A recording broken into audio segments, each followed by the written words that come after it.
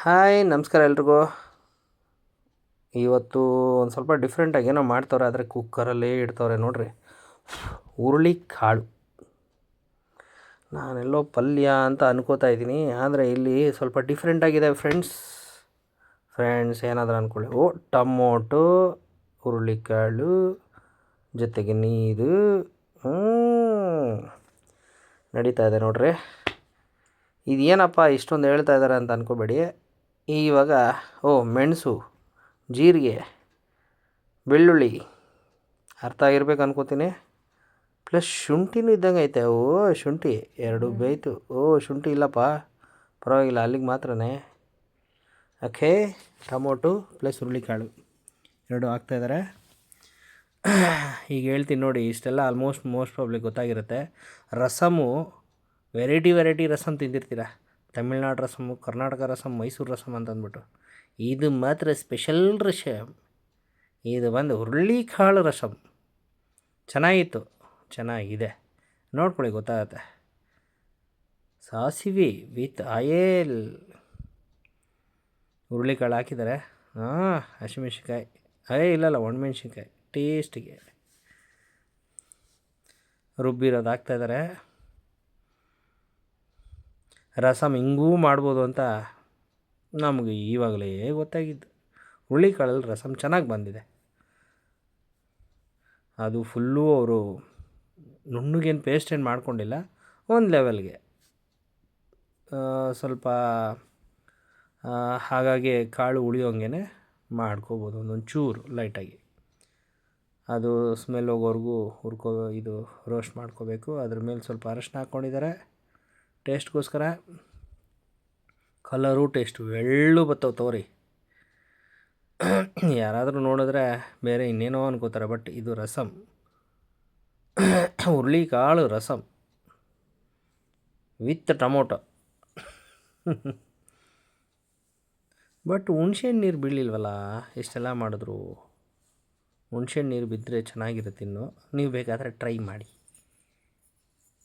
ಇಲ್ಲಿ ನಮ್ಮವ್ರು ಹಾಕಿಲ್ಲ ಹುಣ್ಸೆಹಣ್ಣು ನೀರನ್ನ, ಅದೇ ನೀರನ್ನೇ ಕಲಿಸಿ ಜುರ್ರ್ ಅನ್ನಿಸಿ ಮಿಕ್ಸಿನಲ್ಲಿ ಹಾಕ್ತವ್ರೆ. ನೀವು ಬೇಕಾದರೆ ಹುಣ್ಸೆಹಣ್ಣು ನೀರು ಟ್ರೈ ಮಾಡಿ, ಚೆನ್ನಾಗಿರುತ್ತೆ. ಸ್ವಲ್ಪ ಹುಳಿ ಬಿದ್ದರೆ ಸಖತ್ತಾಗಿ ಬರುತ್ತೆ. ರಸಮ್ಗೆ ಇಂಪಾರ್ಟೆಂಟೇ ಹುಣಸೆ ಹುಳಿ.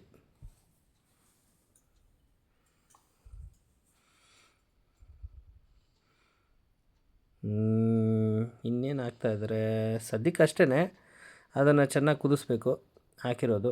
ಇನ್ನೇನು ಆ್ಯಡ್ ಮಾಡ್ತಾರೋ ನೋಡೋಣ. ಬಟ್ ರೈಸ್ಗೆ ಚೆನ್ನಾಗಿರುತ್ತೆ. ಮಸಾಲ ಖಾರದ ಪುಡಿ. ನೀವು ಇಲ್ಲಿ ಬೇಕಾದರೆ ಬೇರೆ ಯಾವುದಾದ್ರೂ ಗರಂ ಮಸಾಲೆ ಏನಾದರೂ ಆ್ಯಡ್ ಮಾಡ್ಕೊಳ್ಳಿ, ತೊಂದರೆ ಇಲ್ಲ. ಬರೀ ಖಾರದ ಪುಡಿ ಹಾಕಿದ್ರೆ ಡಿಫ್ರೆಂಟು. ಬೇರೆಯವ್ರಿಗೆ ಎಕ್ಸ್ಟ್ರಾ ಬೇಕಂದರೆ ಹಾಕೋಬೋದು, ಗರಂ ಮಸಾಲನೋ ಇನ್ನೊಂದು ಮತ್ತೊಂದು. ಟ್ರೈ ಮಾಡಿ ನೋಡಿ. ಕುದೀತಾ ಇದೆ.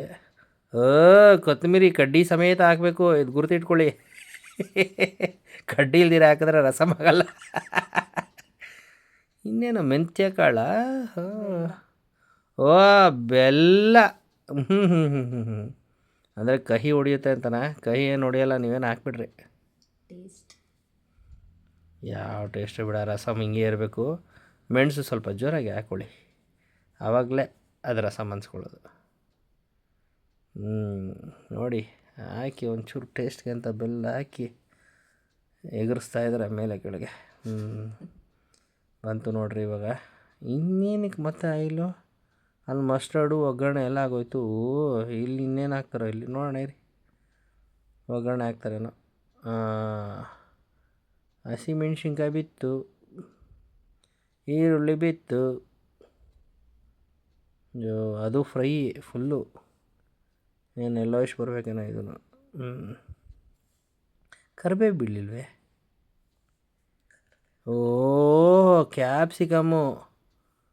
ಇದೇನೋ ಡಿಫ್ರೆಂಟಾಗಿ ಐತೆ, ವೆರೈಟಿ ಐಟಮ್. ಉಪ್ಪು ಹಾಕವ್ರೆ, ನೋಡೋಣ ಇರಿ ಏನು ವೆರೈಟಿ ಐಟಮ್. ಅರಿಶಿನ ನೋಡ್ತಾ ಇದ್ರೆ ಪಲ್ಯ ಆಯ್ತಂಗಲ್ಲ. ಮೊಟ್ಟೆ. ಒಂದು ಕಡೆ ಪ್ಯೂರ್ ವೆಜ್ಜು, ಈ ಕಡೆ ಇನ್ನೊಂದು ಕಡೆ ನಾನು ವೆಜ್ಜು. ಇಲ್ಲ, ಅದು ವೆಜ್ಜೇ, ತಿನ್ಬೋದು ಎಲ್ರೂ. ಓಕೆ, ಅದ್ರ ಜೊತೆಗೆ ಹುರುಳಿಕಾಳು. ರಸಮ್ ಅಂದರೆ ತಿಂದು ಸಾಕಾಗಲ್ಲ, ಅದಕ್ಕೋಸ್ಕರ ಪಲ್ಯನೂ ಮಾಡೋರಿ ನೋಡ್ರಿ. ಅದ್ರ ಜೊತೆ ಕೊತ್ತಂಬರಿ. ರೈಸು ತಿನ್ಬಾರ್ದು, ರೈಸೇ ಇಡ್ತವ್ರೆ. ನೀವು ಸ್ವಲ್ಪ ಬೇರೆ ಏನಾದರೂ ತಿನ್ರಪ್ಪ. ಸಿರಿಧಾನ್ಯಗಳು ಬೇಜಾನಿದ್ದಾವೆ ತಿನ್ನೋಕ್ಕೆ. ಈ ಕಡೆ ಪಲ್ಯ, ಆ ಕಡೆ ರೈಸು, ಮಧ್ಯದಲ್ಲಿ ರಸಮು. ಆಲ್ಮೋಸ್ಟ್ ನಮಗೇನೋ ತುಂಬ ಲೈಕ್ ಆಯಿತು, ಚೆನ್ನಾಗೇ ಬಂದಿತ್ತು. ನೀವು ಮಾಡ್ಕೊಳ್ಳಿ, ತಿನ್ನಿ, ಸಬ್ಸ್ಕ್ರೈಬ್ ಆ್ಯಂಡ್ ಸಪೋರ್ಟ್ ಪ್ಲೀಸ್. ತುಂಬ ಚೆನ್ನಾಗಿ ಬಂದಿದೆ. Check it out. Thank you.